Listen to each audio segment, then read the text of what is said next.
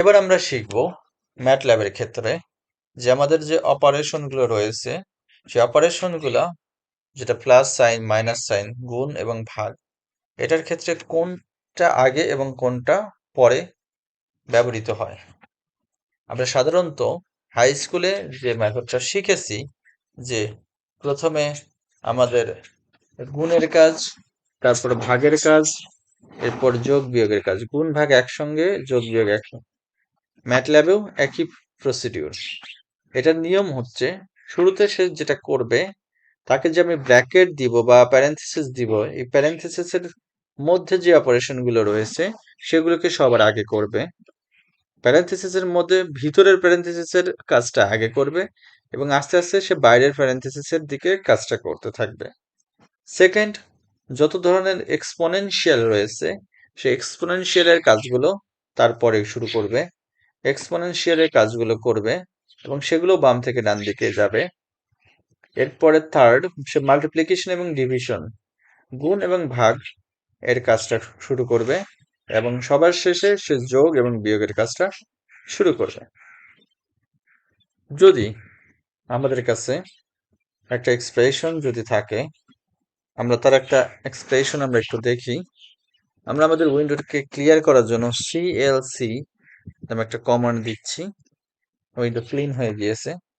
আমরা একটা যদি চাই, সাপোজ আমি একটা এক্সপ্রেশন লিখি 1 ভাগ, আমি এখানে প্যারেনথেসিস দিচ্ছি 2 plus 3 power 3 to the power 2 মানে 3 স্কোয়ার, প্যারেনথেসিস দিয়ে দিলাম, তাহলে 1 ডিভাইডেড বাই 2 প্লাস 3 স্কোয়ার, এটাকে আমরা যোগ করতেছি 4 বাই 5 এবং সেটাকে মাল্টিপ্লাই করতেছি আমাদের 6 বাই 7 দ্বারা। এইটা হচ্ছে আমাদের এক্সপ্রেশন। তাহলে এটার এক্সপ্রেশনটাকে আমরা যদি দেখি, এটা 1 divided by 2 plus 3 to the power 2 মানে 3 স্কোয়ার, এটাকে প্লাস 4 বাই 5 মাল্টিপ্লাই 6 বাই 7, এটাকে এন্টার দিলাম, এটা আমরা মান পেয়ে যাচ্ছি 0.7766।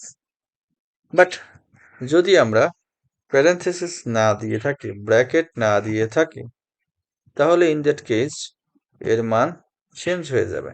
এর মান অনেক মানে বড় একটা অংশ চেঞ্জ হয়ে গিয়েছে, 10.1857, যেটার ভ্যালু আসলে অনেক বেশি এবং আমরা যেটা চেয়েছি সেটা হয়নি। এখানে যেটা হয়েছে, সে এখানে ভাগের অংশটা আগে করেছে, এখানে স্কোয়ারের অংশ করেছে, আর এখানে গুণ ভাগের কাজটা একসাথে করে ফেলেছে।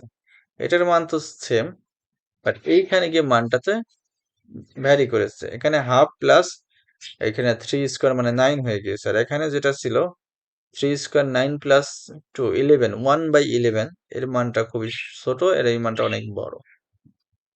সো প্যারেনথিসিসটা আমাদের অবশ্যই মাথায় রাখতে হবে যেন ভুল না হয়ে যায়।